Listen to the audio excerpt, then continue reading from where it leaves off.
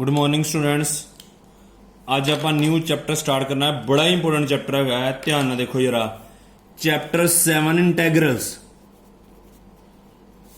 Chapter 7 है integrals.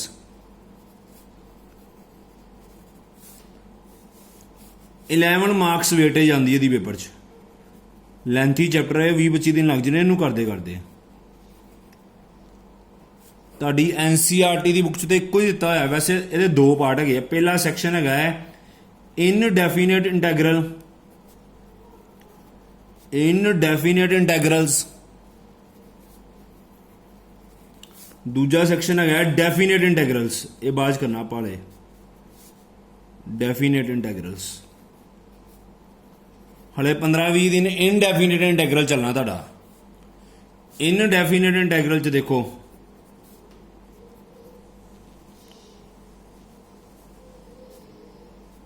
ये चलना थोड़ा इनडेफिनेट इंटैगरल्स। इंटैगरल्स मतलब इंटीग्रेशन ही होंगे। ये लिमिट नहीं लगती मैं दसदा किदा। पहला इंटीग्रेशन की आप डेफिनेशन देखते हैं। Integration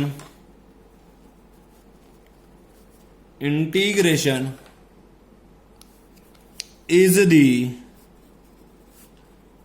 inverse process of differentiation.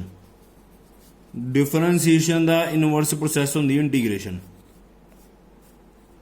मतलब जे किसी बच्चे डिफरेंशिएशन के चंगी तरह फार्मूले आते उन्होंने इंटीग्रेशन के भी आ जाएंगे। मैं दसदा किदा, देखो जरा ध्यान दे नाल।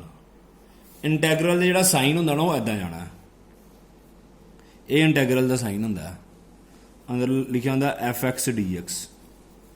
DX आ जो साइन होंगे ना इनू साइन ऑफ इंटैगरल कहते हैं। साइन ऑफ इंटैगरल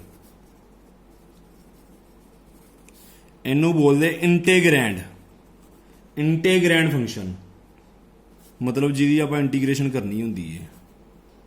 ते आ इंटैगरल जिथे इंटीग्रेशन साइन पिया होएगा, जे विद रिस्पैक्ट टू एक्स करना होएगा तो नाल DX पिया होएगा। जे विद रिस्पैक्ट टू एक्स करना होएगा तो नाल की पिया होएगा DX। तो मतलब एक हिसाब का कह लो कि ये होएगा वेरीएबल ऑफ इंटीग्रेशन। जो DX लगना with respect to x integration होनी है। जे DX लगना with respect to x integration होनी है। वेरीएबल ऑफ इंटीग्रेशन कह लो। ये बेसिक साइन है। किसी भी टर्म की इंटीग्रेशन करांगे प्लस C लगेगा कॉन्स्टेंट। मैं समझाऊंगा किमें, देखो यार। ये जो फार्मूले कर लेना याद, यदा मतलब ਤੁਹਾਡਾ मतलब एक हिसाब से 11 नंबर पक्के हो गए। अगले 3 चैप्टर है हुण। जे तुहानू फार्मूले अज वाला लैक्चर नहीं करोगे ਤੁਹਾਡੇ अगले 3 चैप्टर भी गए। ऐदा नहीं होना कि मतलब जो फार्मूले नहीं करोगे बाकी कर लोगे तो हो जाएगा। सब तो पहला टॉपिक है जो फार्मूलेस ऑफ इंटीग्रेशन। जे तुहानू अज फार्मूले नहीं आउणगे तो मतलब अगे कुछ करन दा कोई फायदा नहीं होगा। फार्मूले ऑफ इंटीग्रेशन देखो यार। पहला फार्मूला जे किते 1DX लगा है, जे किते 1DX लगा है, 1 की इंटीग्रेशन हमेशा x होंगी है, याद रखियो।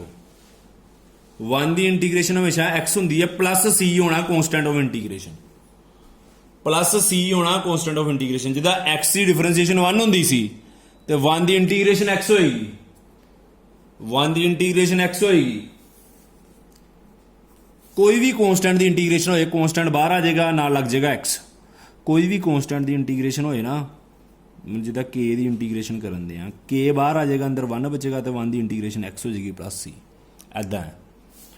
जे x की पावर n होए ना लगा है DX, इंटैगरल x की power n DX।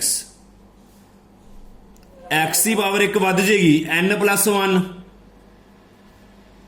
Upon n+1 plus C होना ही होना हर समझ। कॉन्स्टेंट ऑफ इंटीग्रेशन होना ही होना है। और डिफरेंशिएशन पावर अगे होंगी एक घटती है, उपर एक पावर वध जाएगी। जो पावर च होएगा वही डिनोमीनेटर च आएगा। जे U की पावर च n होएगा, अपने भी फार्मूले लगने U की पावर n वाले बुक च आ दिते हुए अपने आले लगने हैं। U की power n+1 upon n+1 plus C provided U must be linear in X। Provided u की होएगा u must be linear in x, linear मतलब x की पावर 1 होए, डिग्री ऑफ x 1 होए, u must be linear in x, x और t कह लो, जो t variable होएगा t आ जाएगा, इतने dx पा लियो, इतने dx पा लियो। अगला देखो यार formula, formula third, J e the power x होए, पहला e दी पावर तो पहला 1/x देखो, जो 1/x होए, हुण किहड़े फंक्शन नूं डिफरेंशिएट करके 1/x आंदा, log x नूं ना, जे log x की डिफरेंशिएशन 1/x है तो 1/x की इंटीग्रेशन log x है, 1/x की इंटीग्रेशन है log x, तो जे 1/u होए, 1/u होए, ਇਹਦੀ ਹੋ ਜਾਏਗੀ log u, ਇਹਦੀ ਹੋ ਜਾਏਗੀ log u, ਥੱਲੇ ਆਣਾ du/dx, du/dx, u ਦੀ ਡਿਫਰੈਂਸ਼ੀਏਸ਼ਨ ਨਾਲ ਡਿਵਾਈਡ ਵੀ ਕਰਨਾ ਹੈ, ਇੱਥੇ ਵੀ u ਦੀ ਡਿਫਰੈਂਸ਼ੀਏਸ਼ਨ ਨਾਲ ਡਿਵਾਈਡ ਕਰਨਾ ਹੀ ਮੈਂ ਲਿਖਣਾ ਭੁੱਲ ਗਿਆ। ਜੇ u ਦੀ ਪਾਵਰ n ਹੋਏ, ਦੇਖੋ ਜਰਾ x ਤੋਂ ਇਲਾਵਾ ਕੁਝ ਹੋਰ ਆ ਗਿਆ, u ਦੀ ਪਾਵਰ 'ਚ n ਹੋਏ, u ਦੀ ਪਾਵਰ n+1 ਅਪੋਨ n+1, ਆ ਜਿਹੜਾ u ਫੰਕਸ਼ਨ ਹੋਏਗਾ ਨਾ, u ਫੰਕਸ਼ਨ, ਇਹਦੀ ਡਿਫਰੈਂਸ਼ੀਏਸ਼ਨ ਨਾਲ ਡਿਵਾਈਡ ਕਰਨਾ ਹੈ, ਇਹਦੀ ਡਿਫਰੈਂਸ਼ੀਏਸ਼ਨ ਨਾਲ ਕਰਨਾ ਡਿਵਾਈਡ, ਜਿੱਦਾਂ ਇਹ 'ਚ 1/u ਦੀ log u ਹੋ ਗਈ, u ਦੀ ਡਿਫਰੈਂਸ਼ੀਏਸ਼ਨ ਨਾਲ ਡਿਵਾਈਡ ਕਰਨਾ, u ਦੀ ਡਿਫਰੈਂਸ਼ੀਏਸ਼ਨ ਨਾਲ ਡਿਵਾਈਡ ਕਰਨਾ, ਮੈਂ ਡਿਵਾਈਡ ਕਰਨਾ ਭੁੱਲ ਗਿਆ ਸੀ ਇੱਥੇ, ਆ ਗਲਤੀ ਹੋ ਸਕਦੀ ਹੈ, ਮਤਲਬ u ਦੀ ਡਿਫਰੈਂਸ਼ੀਏਸ਼ਨ ਨਾਲ ਡਿਵਾਈਡ ਕਰਨਾ। ਹੁਣ ਜਿੱਦਾਂ ਇਹਦੇ ਬੇਸ ਤੇ ਮੈਂ ਸਮ ਕਰਾਉਣਾ, ਪਹਿਲਾਂ ਅਗਲੇ ਫਾਰਮੂਲੇ ਬਾਅਦ 'ਚ ਕਰਾਉਣਾ ਵਾ। ਮੰਨ ਲਓ ਜਿੱਦਾਂ ਹੈਗਾ ਆਪਣੇ ਕੋਲ ਕੋਈ ਐਗਜ਼ਾਮਪਲ, x ਦੀ ਪਾਵਰ 5 ਦੀ ਇੰਟੀਗ੍ਰੇਸ਼ਨ ਕਰਨੀ ਹੈ ਆਪਾਂ, ਇੱਕ ਪਾਵਰ ਵੱਜ ਜਾਏਗੀ, x ਦੀ power n+1 upon n+1, x ਦੀ ਪਾਵਰ 6/6 ਆ ਜਾਏਗਾ ਪਲੱਸ c ਆ ਜਾਏਗਾ, x ਦੀ ਪਾਵਰ 6/6 ਆ ਜਾਏਗਾ ਪਲੱਸ c ਆ ਜਾਏਗਾ। ਜੇ √x ਦੀ ਇੰਟੀਗ੍ਰੇਸ਼ਨ ਕਰਨੀ ਹੈ, √x ਨੂੰ ਲਿਖ ਲਓ, ਇੰਟੈਗਰਲ ਦਾ ਮਤਲਬ ਇੰਟੀਗ੍ਰੇਸ਼ਨ ਹੁੰਦਾ ਨਾ, x ਦੀ ਪਾਵਰ ਹਾਫ, ਹਲੇ ਮੈਂ ਇੰਟੀਗ੍ਰੇਸ਼ਨ ਨਹੀਂ ਕੀਤੀ, ਹਲੇ ਮੈਂ ਇੰਟੀਗ੍ਰੇਸ਼ਨ ਨਹੀਂ ਕੀਤੀ, ਇੱਕ ਪਾਵਰ ਵੱਜ ਗਈ, ਉੱਪਰ ਪਾਵਰ 'ਚ +1 ਕਰਨਾ ਹੈ, x ਦੀ power half +1 upon half +1 plus c, ਮਤਲਬ x ਦੀ ਪਾਵਰ 3/2 ਅਪੋਨ 3/2 ਆ ਜਾਏਗਾ ਨਾ, ਐਲਸੀਐਮ ਲਾ ਕੇ 3/2 ਆ ਜਾਏਗਾ, 2 ਸਭ ਤੋਂ ਉੱਪਰ ਚਲ ਜਾਏਗਾ, 2x 3/2, c ਨੂੰ ਕੁਛ ਨਹੀਂ ਕਰਨਾ, ਸਾਈਡ ਤੇ ਉੱਦਾਂ ਹੀ ਪਿਆ ਰਹਿਣ ਦੇਣਾ, c ਨੂੰ ਕੁਛ ਨਹੀਂ ਕਰਨਾ, ਸਾਈਡ ਤੇ ਉੱਦਾਂ ਹੀ ਪਿਆ ਰਹਿਣ ਦੇਣਾ। ਜੇ ਕਿਤੇ 1/x ਹੋਏਗਾ, √x ਹੋਏਗਾ, ਉਹਨੂੰ x ਦੀ ਪਾਵਰ -ਹਾਫ ਬਣਾ ਲਿਓ, -ਹਾਫ 'ਚ ਇੱਕ ਐਡ ਕਰਾਂਗੇ, ਹੁਣ ਆਪਾਂ ਇੰਟੀਗ੍ਰੇਸ਼ਨ ਕਰਨ ਲੱਗੇ ਸਾਈਨ ਨਹੀਂ ਪਾਉਣਾ, -ਹਾਫ 'ਚ ਇੱਕ ਐਡ ਕਰਾਂਗੇ +ਹਾਫ ਆ ਜਾਏਗਾ, c ਆ ਜਾਏਗਾ, 2 ਸਭ ਤੋਂ ਉੱਪਰ ਚਲ ਜਾਏਗਾ, x ਦੀ ਪਾਵਰ ਹਾਫ ਨੂੰ √x ਰੱਖ ਲਾਂਗੇ, ਮਤਲਬ ਐਦਾਂ ਹੁੰਦਾ ਹੈ। ਜੇ ਕਿਤੇ ਦੇਖੋ u ਵਾਲਾ ਕੰਸੈਪਟ ਕੀ ਹੈਗਾ, u ਵਾਲਾ ਕੰਸੈਪਟ, ਜੇ ਕਿਤੇ ਐਦਾਂ ਹੋਏਗਾ ਇੰਟੈਗਰਲ 2x + 5 ਦੀ ਸਕੁਅਰ, x ਲੀਨੀਅਰ ਹੀ ਹੈ ਨਾ, ਇਹ 'ਚ ਪਾਵਰ n ਲੱਗੀ, u ਦੀ ਪਾਵਰ n, ਇਹਨੂੰ u ਮੰਨ ਲੈਣਾ, ਇਹਨੂੰ u ਮੰਨ ਲੈਣਾ। ਜਾਂ ਤਾਂ ਇੱਕ ਤਰੀਕਾ ਹੈਗਾ ਹੋਲ ਸਕੁਅਰ ਖੋਲ ਕੇ ਸੋਲਵ ਕਰ ਲਓ, ਇੱਕ ਤਰੀਕਾ ਹੈਗਾ ਹੋਲ ਸਕੁਅਰ ਖੋਲ ਕੇ ਸੋਲਵ ਕਰ ਲਓ। ਅਗਲਾ ਤਰੀਕਾ ਕੀ ਹੈਗਾ, ਦੇਖੋ ਜਰਾ ਇੱਕ ਹੋਰ ਤਰੀਕਾ, u ਦੀ ਪਾਵਰ n, ਮਤਲਬ ਇਹਦੀ ਇੱਕ ਪਾਵਰ ਵੱਧ ਜਾਏਗੀ, ਅਪੋਨ ਥੱਲੇ ਵੀ ਇੱਕ ਵਧਾ ਕੇ, ਪਾਵਰ 2 ਇਹ 3 ਹੋ ਜਾਏਗੀ ਨਾ, ਥੱਲੇ ਵੀ 3 ਆ ਜਾਏਗਾ, ਇਹਦੀ ਡਿਫਰੈਂਸ਼ੀਏਸ਼ਨ ਨਾਲ ਡਿਵਾਈਡ ਕਰਨਾ, ਡਿਫਰੈਂਸ਼ੀਏਸ਼ਨ ਨਾਲ ਡਿਵਾਈਡ, मतलब 2x + 5 की डिफरेंशिएशन 2 हो जाएगी ना, x की तो 1 होंगी है, 5 की 0 हो जाएगी, मतलब 2x + 5 का क्यूब बाय 3, ਇਹਦਾ आंसर आ गया 2 + c, मतलब आ जाएगा 2x + 5 का क्यूब बाय 6 + c, मतलब ऐदा है।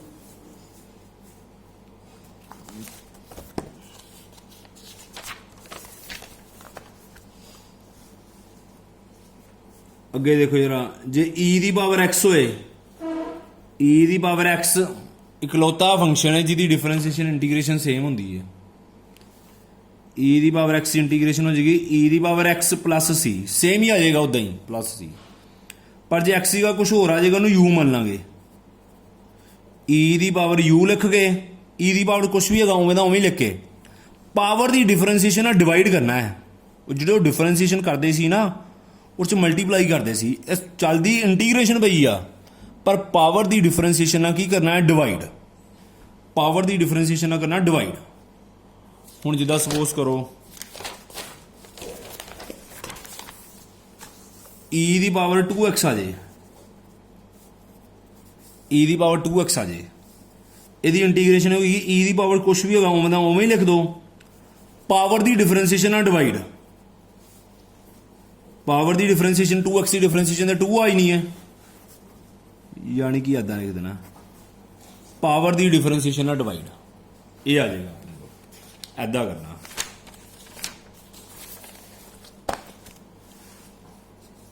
ਜੇ a ਦੀ ਪਾਵਰ x ਆ ਜੇ, a मतलब कोई भी इंटीग्रल 5 ਦੀ ਪਾਵਰ x ਆ ਜੇ ਜਾਂ ਕੁਛ ਆ ਜੇ, a ਦੀ power x by log a, a ਦੀ power x by log a plus c। ਜੇ a ਦੀ ਪਾਵਰ u ਆ ਜੇ, a ਦੀ ਪਾਵਰ u ਪੌਨ log a du by dx, du by dx, ਇਹ ਆ ਜਾ। a ਦੀ ਪਾਵਰ x ਮੰਨ ਲਓ ਜਿੱਦਾਂ 5 ਦੀ ਪਾਵਰ x ਆ ਗਿਆ, ਮੰਨ ਲਓ ਜਿੱਦਾਂ 5 ਦੀ ਪਾਵਰ x ਆ ਗਿਆ, 5 ਦੀ ਪਾਵਰ x ਦੀ ਇੰਟੀਗ੍ਰੇਸ਼ਨ 5 ਦੀ ਪਾਵਰ x ਅਪੋਨ log 5, ਮਤਲਬ a ਦੀ ਪਾਵਰ x ਹੈ ਨਾ, a ਦੀ power x upon log a ਹੈਗਾ 5 ਪਲੱਸ c, ਇੱਦਾਂ ਜਾਏਗਾ। ਇਹ ਫਾਰਮੂਲਾ ਭੁੱਲ ਜਾਂਦਾ ਹੁੰਦਾ ਬੱਚਿਆਂ ਨੂੰ। ਅੱਗੇ ਦੇਖੋ ਜਰਾ, 6ਵਾਂ ਫਾਰਮੂਲਾ ਅੱਗੇ ਆ ਗਿਆ ਟ੍ਰਿਗਨੋਮੈਟ੍ਰਿਕ ਵਾਲੇ। ਸਾਈਨ x ਦੀ ਇੰਟੀਗ੍ਰੇਸ਼ਨ, ਪਹਿਲਾਂ ਅੱਧਿਆਂ ਨੂੰ ਸਾਈਨ x ਦੀ ਡਿਫਰੈਂਸ਼ੀਏਸ਼ਨ ਨਹੀਂ ਯਾਦ ਹੁੰਦੀ, ਉਹਨੂੰ ਇੰਟੀਗ੍ਰੇਸ਼ਨ ਵੀ ਆ ਗਈ। ਟ੍ਰਿਗਨੋਮੈਟ੍ਰਿਕ ਫੰਕਸ਼ਨ ਦੀ ਸਾਈਨ x ਦੀ ਇੰਟੀਗ੍ਰੇਸ਼ਨ ਹੁੰਦੀ ਹੈ ਮਾਈਨਸ ਕੋਸ x। ਸੁਣ ਲਓ ਧਿਆਨ ਨਾਲ, ਸਾਈਨ x ਦੀ ਹੁੰਦੀ ਮਾਈਨਸ ਕੋਸ x। ਸਾਈਨ u ਦੀ ਇੰਟੀਗ੍ਰੇਸ਼ਨ ਮਾਈਨਸ ਕੋਸ u ਐਂਗਲ ਦੀ ਡਿਫਰੈਂਸ਼ੀਏਸ਼ਨ ਦੇ ਨਾਲ ਡਿਵਾਈਡ, ਐਂਗਲ ਦੀ ਡਿਫਰੈਂਸ਼ੀਏਸ਼ਨ ਦੇ ਨਾਲ ਡਿਵਾਈਡ, ਇਹ ਆ ਜਾਏਗਾ। ਸਾਈਨ ਦੀ ਮਾਈਨਸ ਹੁੰਦੀ ਜੀ, ਮਾਈਨਸ ਕੋਸ। ਮੰਨ ਲਓ ਜਿੱਦਾਂ ਸਾਈਨ 2x ਦੀ ਇੰਟੀਗ੍ਰੇਸ਼ਨ ਕਰਨੀ ਆਪਾਂ, ਇਹ ਸਾਈਨ u ਬਣ ਗਿਆ ਨਾ, u, ਇਹਦੀ ਇੰਟੀਗ੍ਰੇਸ਼ਨ ਹੋਣੀ ਮਾਈਨਸ ਕੋਸ u, ਇਹਦੀ ਡਿਫਰੈਂਸ਼ੀਏਸ਼ਨ ਨਾਲ ਡਿਵਾਈਡ। 2x ਦੀ ਡਿਫਰੈਂਸ਼ੀਏਸ਼ਨ ਕੀ ਹੋਣੀ ਹੈ 2, ਮਤਲਬ 2x ਦੀ ਡਿਫਰੈਂਸ਼ੀਏਸ਼ਨ ਦੇ ਨਾਲ ਡਿਵਾਈਡ। ਉਹਦੇ ਵਿੱਚ ਡਿਫਰੈਂਸ਼ੀਏਸ਼ਨ 'ਚ ਆਪਾਂ ਐਂਗਲ ਦੀ ਡਿਫਰੈਂਸ਼ੀਏਸ਼ਨ ਦੇ ਨਾਲ ਮਲਟੀਪਲਾਈ ਕਰਦੇ ਸੀ, ਇਹ 'ਚ ਐਂਗਲ ਦੀ ਡਿਫਰੈਂਸ਼ੀਏਸ਼ਨ ਦੇ ਨਾਲ ਡਿਵਾਈਡ ਕਰਾਂਗੇ। ਐਂਗਲ ਦੀ ਡਿਫਰੈਂਸ਼ੀਏਸ਼ਨ ਦੇ ਨਾਲ ਡਿਵਾਈਡ ਕਰਾਂਗੇ। ਮੈਂ ਬਾਰ-ਬਾਰ ਕਹਿੰਦਾ, ਮੈਂ ਤੁਹਾਡੀ ਬੁੱਕ 'ਚ ਫਾਰਮੂਲੇ ਦਿੱਤੇ ਹੋਣੇ ਆਹ ਵਾਲੇ, ਅਪਲਾਈ ਤੁਹਾਡੇ ਵਾਲੇ ਹੋਣੇ ਜੀ ਜ਼ਿਆਦਾਤਰ ਸਵਾਲਾਂ 'ਚ। x ਜਾਂ ਕੁਛ ਹੋਰ ਐਂਗਲ ਪਿਆ ਹੋਣਾ, ਉਹਨੂੰ u ਮੰਨਣਾ।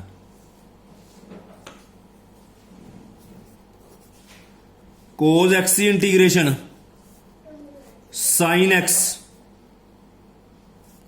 ਕੋਸ x ਦੀ ਇੰਟੀਗ੍ਰੇਸ਼ਨ ਸਾਈਨ x, ਤੇ ਕੋਸ u the integration sign u du by dx। ਜਦੋਂ ਡਿਫਰੈਂਸ਼ੀਏਸ਼ਨ ਕਰਦੇ ਕੋਸ x ਦੀ ਮਾਈਨਸ ਸਾਈਨ x ਹੁੰਦੀ, ਇਹ ਚ ਕੋਸ x ਦੀ ਪਲੱਸ ਸਾਈਨ x ਹੋਏਗੀ। ਫਰਕ ਹੈਗਾ ਜੇ ਦੋਵਾਂ 'ਚ, ਫਰਕ ਹੈਗਾ ਜੇ, ਸੇਮ ਹੀ ਨਾ ਲਾ ਦਿਓ। ਸੀਕੈਂਟ ਸਕੁਅਰ x ਦੀ ਇੰਟੀਗ੍ਰੇਸ਼ਨ, ਸੀਕੈਂਟ ਸਕੁਅਰ x ਦੀ ਇੰਟੀਗ੍ਰੇਸ਼ਨ, ਸੀਕੈਂਟ ਸਕੁਅਰ x ਦੀ ਇੰਟੀਗ੍ਰੇਸ਼ਨ ਹੁੰਦੀ tan x। ਹੁਣ ਜੇ ਕਿਸੇ ਨੂੰ ਡਿਫਰੈਂਸ਼ੀਏਸ਼ਨ ਆਉਂਦੀ ਚੰਗੀ ਤਰ੍ਹਾਂ, tan x ਦੀ ਡਿਫਰੈਂਸ਼ੀਏਸ਼ਨ ਹੁੰਦੀ ਸੀਕੈਂਟ ਸਕੁਅਰ, ਤੇ ਸੀਕੈਂਟ ਸਕੁਅਰ ਦੀ ਇੰਟੀਗ੍ਰੇਸ਼ਨ ਬਣ ਜਾਏਗੀ tan x। ਇੱਧਰ ਆ ਜਾਏਗੀ ਸੀਕੈਂਟ u ਦੀ tan u du by dx plus c, ਇਹ ਆ ਜਾਏਗੀ। ਕੋਸੀਕੈਂਟ ਸਕੁਅਰ x ਦੀ ਇੰਟੀਗ੍ਰੇਸ਼ਨ ਮਾਈਨਸ ਕੋਟ u ਕੋਟ x, ਇਹਦੀ ਮਾਈਨਸ ਹੋਣੀ ਹੈ ਕੋਸੀਕੈਂਟ ਸਕੁਅਰ ਦੀ। ਕੋਟ x ਹੁੰਦੀ ਮਾਈਨਸ ਕੋਸੀਕੈਂਟ ਸਕੁਅਰ x ਨਾ, ਮਾਈਨਸ ਇੱਧਰ ਪਾ ਲਿਆ ਮੈਂ, ਐਦਾਂ ਹੀ ਇੱਥੇ ਸੀਕੈਂਟ ਸਕੁਅਰ ਹੋਣਾ।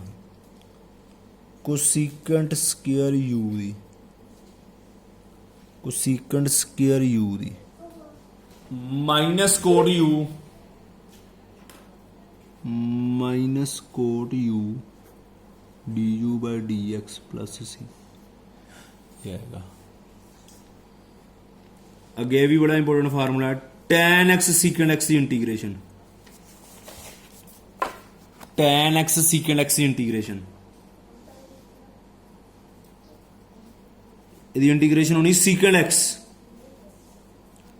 ਇਹਦੀ इंटीग्रेशन होनी secant x, जिद्दां secant x ਦੀ ਹੁੰਦੀ differentiation secant x tan x, ऐदां ही मतलब ਇਹ 'ਚ ਜਿਹੜਾ ਦੂਜਾ ਕਰਾਂਗੇ tan u secant u ਦੀ, tan u secant u ਦੀ integration, secant u du by dx plus c, plus होना c। अगे देखो जरा 11th formula, cosecant cot x cosecant x की,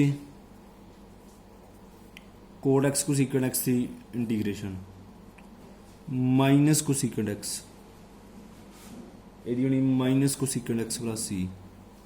अकॉर्डिंगली ये यू का फार्मूला बन जाएगा। अब मैं यू के फार्मूले नाल ही करवाउण दियां,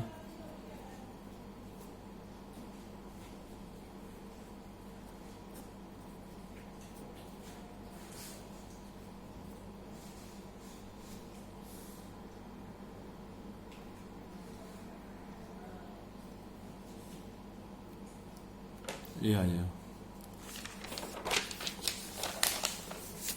अगे देखो जरा tan x की इंटीग्रेशन बुक च नहीं दी हुई, minus log of mod of cos x, minus log of mod of cos x, cot x की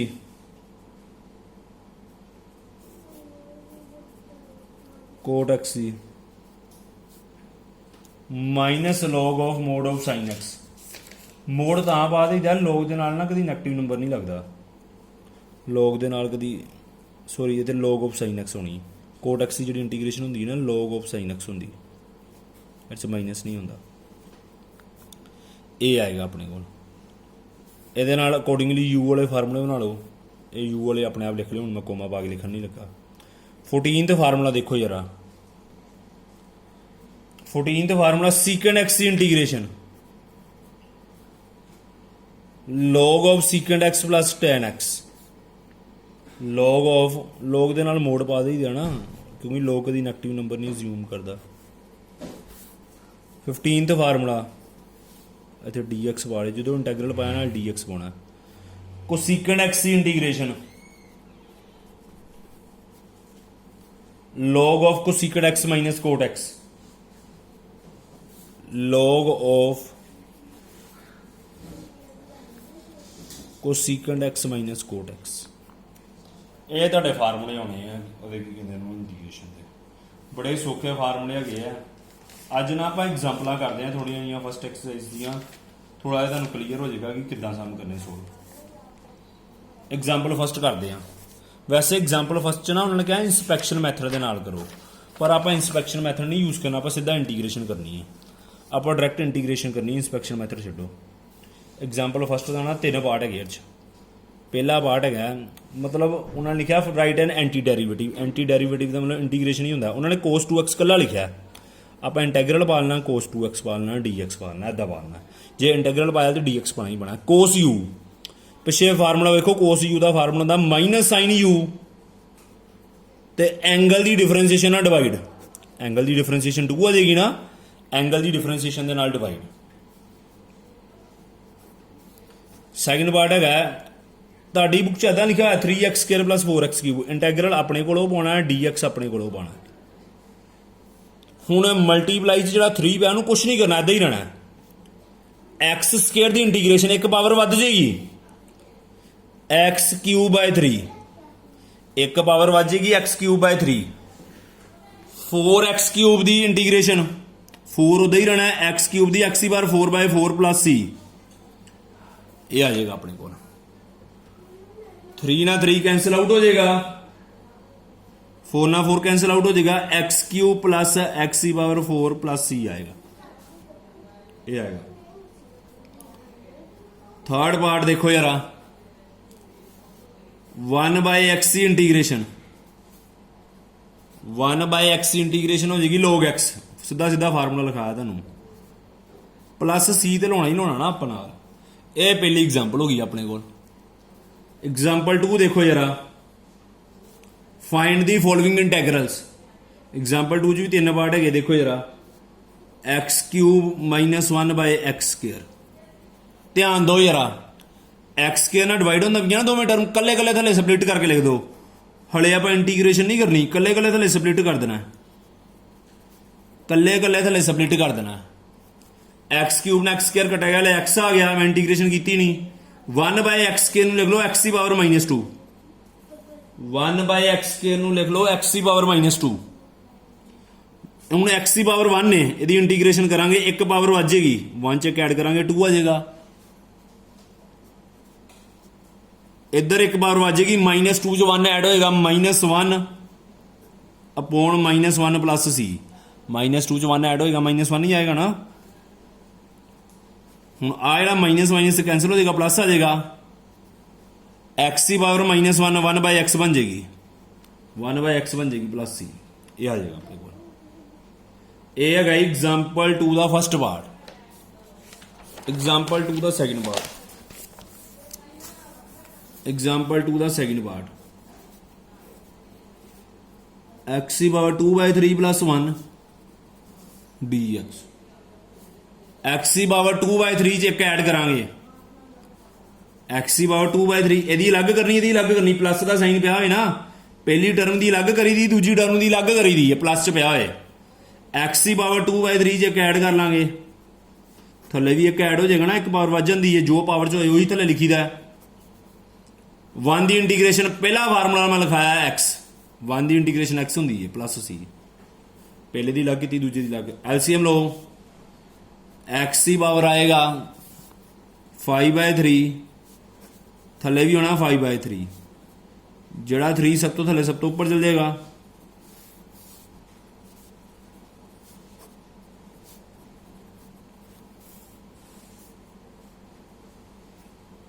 थर्ड पार्ट देखो जरा, थर्ड पार्ट देखो, एक्स की पावर 3/2 प्लस 2 इंटू ई दी power x minus x -1/x dx, यदि इंटीग्रेशन करो, इस एक पावर ऐड होगी, 3/2 च एक ऐड करांगे 5/2 आएगा, 3/2 च एक ऐड करांगे ना, मैं डायरेक्ट ही करती 5/2 आएगा, थले भी 5/2 आएगा, ये 2 अदा ही रहना, कुछ नहीं करना, मल्टीप्लाई वाले कॉन्स्टेंट कुछ नहीं करीदा, ई दी पावर एक्स की इंटीग्रेशन ई दी पावर एक्स ही रहनी है, 1/x इंटीग्रेशन रहनी log x, 1/x इंटीग्रेशन होनी log x, 2 सब तो ऊपर चल जाएगा, 2 सब तो ऊपर चल जाएगा, ये आ जाएगा।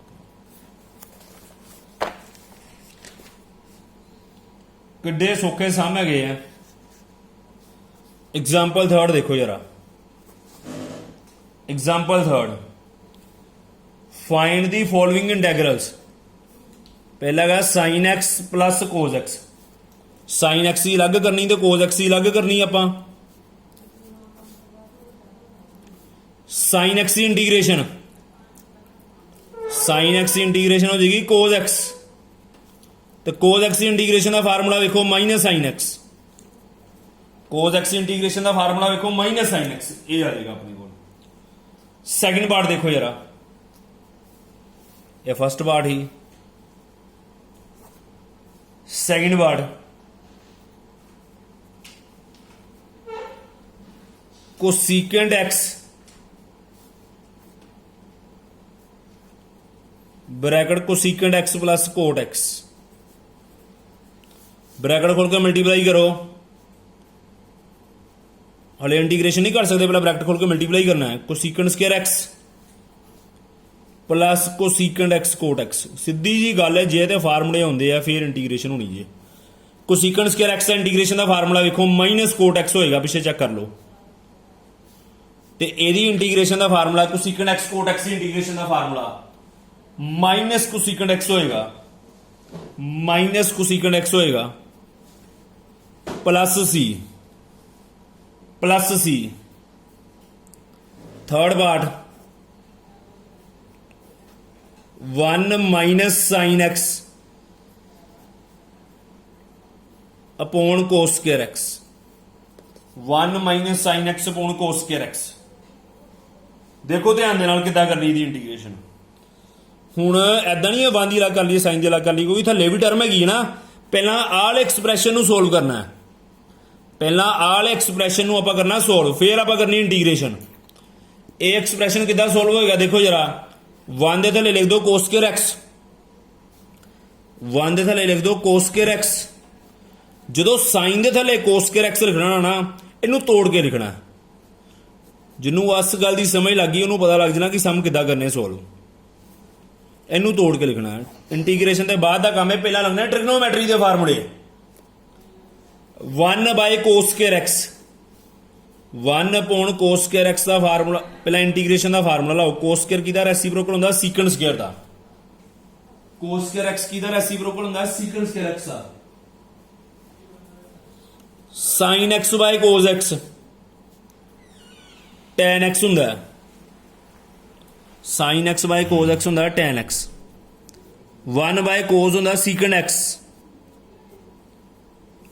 1 बाय कोस होंदा सीकंड एक्स। फार्मूले चेक करो, फार्मूले चेक करो। सीकंड स्क्वायर एक्स की इंटीग्रेशन टैन एक्स होएगी, सीकंड स्क्वायर एक्स की इंटीग्रेशन होएगी tan x minus tan x secant x की इंटीग्रेशन सीकंड एक्स होएगी, tan x secant x integration होगी सीकंड एक्स। चेक कर लो फार्मूले, ये आएगा। किड्डा सौखा सम है। ਇਹਦੇ ਬੇਸ ਤੇ ਤੁਹਾਡੇ ਨਾ 7.1 ਐਕਸਰਸਾਈਜ਼ ਦੇ, ਇਹਦੇ ਬੇਸ ਤੇ ਤੁਹਾਡੇ 7.1 ਐਕਸਰਸਾਈਜ਼ ਦੇ 1 ਤੋਂ ਲੈ ਕੇ 21 ਤੱਕ ਸਮ ਹੋ ਜਾਣੇ ਆ, 1 ਤੋਂ ਲੈ ਕੇ 21 ਤੱਕ ਸਮ ਹੋ ਜਾਣੇ ਆ। ਇਹ ਮਤਲਬ ਤੁਹਾਡਾ ਹੋਮਵਰਕ ਹੈਗਾ, ਆ ਤੁਸੀਂ ਕਰਨੇ ਆ। ਇਹ ਤਾਂ ਹੀ ਹੋਣੇ ਆਪਣੇ ਆਪ ਜੇ ਫਾਰਮੂਲੇ 5 ਵਾਰੀ ਲਿਖੋਗੇ, ਜੇ ਫਾਰਮੂਲੇ 5 ਵਾਰੀ ਲਿਖੋਗੇ, ਨਹੀਂ ਲਿਖੋਗੇ ਤੇ ਨਹੀਂ ਹੋਣੇ। ਇਹ ਕਰ ਦਿਓ, ਤੁਹਾਡਾ ਇਹ ਤੁਹਾਡਾ ਹੋਮਵਰਕ ਹੈ। ਫਾਰਮੂਲੇ 5 ਵਾਰੀ ਲਿਖਿਓ। Thank you students.